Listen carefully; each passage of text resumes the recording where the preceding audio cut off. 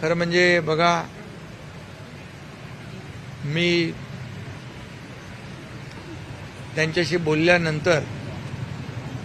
मी देखील एक संवेदनशील माणूस असल्यामुळे आणि असं कुठेही संकट आपत्ती आली की मला मग चैन पडत नाही आणि फक्त फोनवरून बोलण्यापुरतं मर्यादित देखील मला राहता येत नाही आणि म्हणून मी तत्काळ श्रीनगरला जाण्याचा, काश्मीरला जाण्याचा निर्णय घेतला. माझ्या अगोदर आपले मंत्री गिरीश महाजन देखील तिकडे पोहोचले होते आणि मग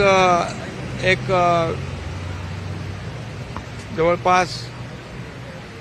5 विशेष विमानं देखील त्या ठिकाणी रवाना झाली आणि त्यातून आपल्या या मुंबईतल्या, महाराष्ट्रातल्या